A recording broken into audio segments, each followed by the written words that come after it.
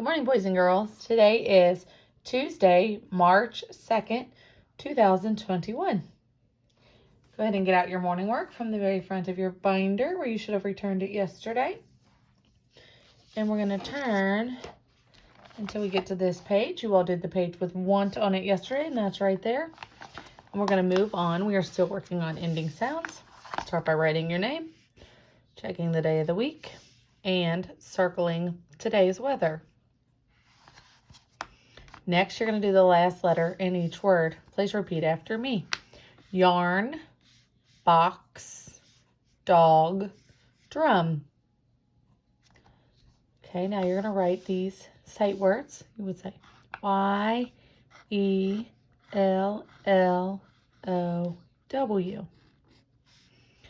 Y-E-L-L-O-W.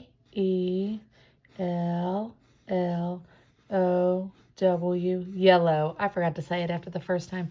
But every time you write these red words, you should say that the word as soon as you finish. You're going to do it 2 more times. Then you're going to write this word. Most of you should already know this word. L-I-K-E. Like. L-I-K. Oops. Okay, we all make mistakes. E. Like. Do your best writing, go all the way across. Make sure you say the letters and the word after you write it each time. Next, you're going to do syllables, and you guys are really good at this. So the first one is celery and honey. I know it's honey because there's a bee on it, and you can see it dripping out. Honeys make bee. Bees make honey. Wow, I said that backwards. All right, guys, now on to rhyming. And these rhyming words are part of a word family like we talked about yesterday. So we're going to color the pictures that rhyme. And in this case today, they do belong to the same word family. So jug, rug, rope. So remember, if we're looking for the same word family, it would have the same ending sound. So this would be the ug family.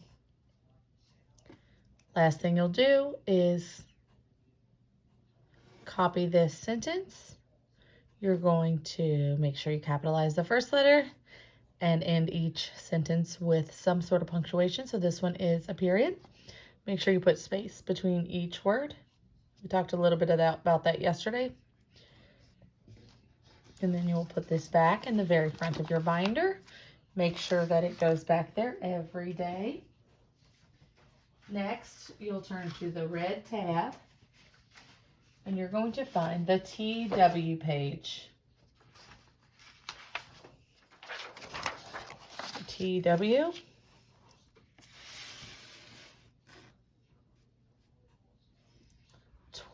We had a little bit of trouble yesterday, just because developmentally, some of us don't say TW yet, and that is okay. So we're going to be very careful and listen to how Miss Foley says it, and we're going to try to say it ourselves the same way. So we're looking for ooh. Okay, cactus. This bird is saying tweet. They kind of give you the answer there, so you will color that one. The rest I am not going to tell you the answer to. Pants, twig, astronaut, hand. These two girls are twins. We have zucchini, tweezers, 12,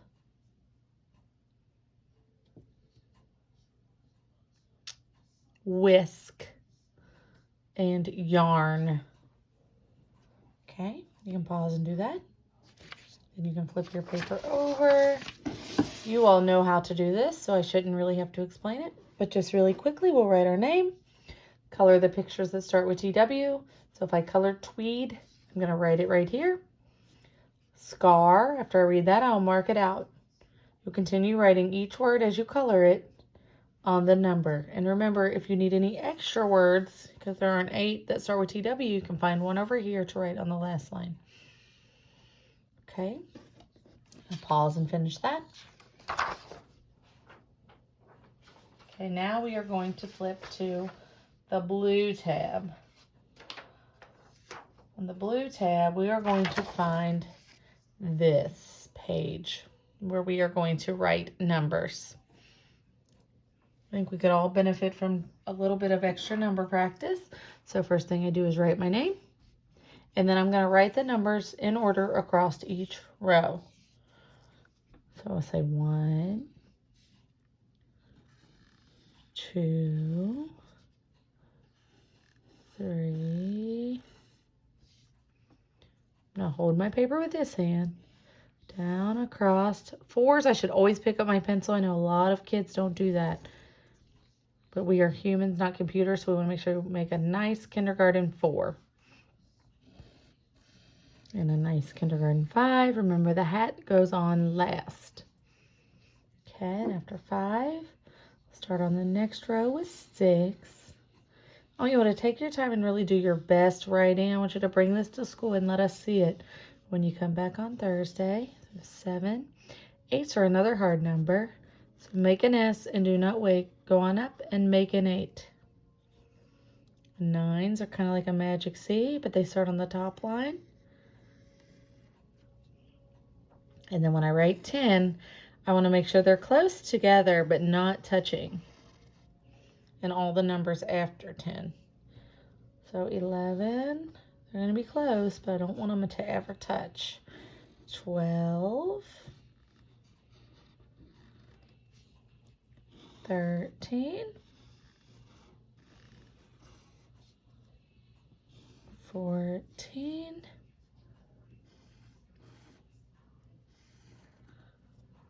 15. See, I'm taking my time and really trying to make the best numbers I can. And after 15 to 16, 17, 18, 19, and then 20. Just like my other double-digit numbers, I do want them to be close together, but I do not want them to touch. I'm going to trace that 20.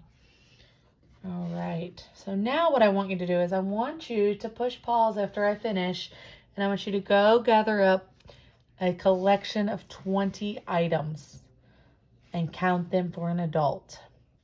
So maybe you find, maybe you're at a center or somewhere where you don't have your own toys. I bet you have 20 school supplies, so maybe you could use your crayons, which you should have more than 20 of, or you could use a combination of crayons and your other supplies. I just want you to practice counting up to 20. I know most of us can do that, but some of us still need a little help, so it never hurts to practice counting.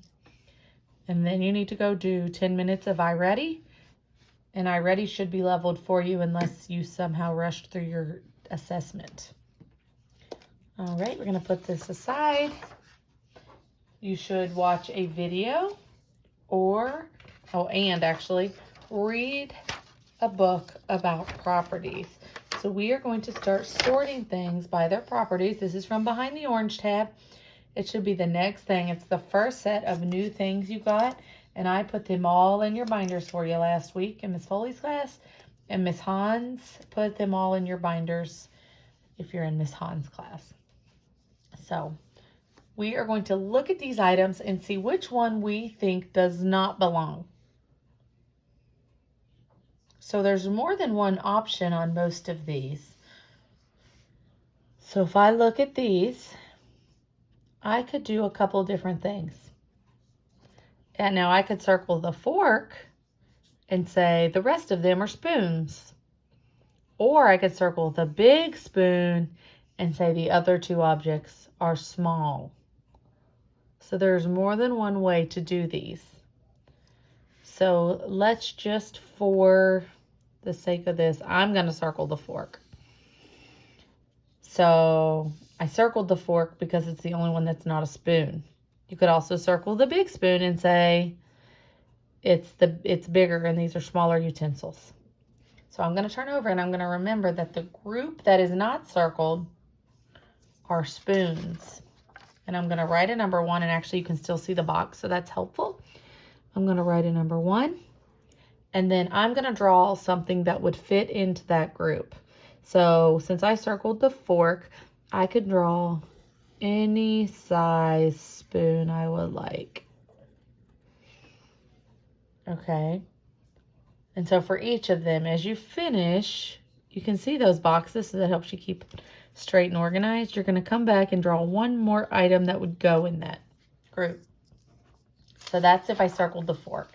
If I circled the big spoon, I could come over here and I could draw any small utensil.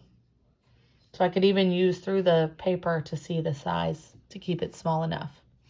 But since I circled the fork, I can draw a spoon, a different spoon that could be any size or just as long as it looks like a spoon. So we're going to work on sorting things by their properties.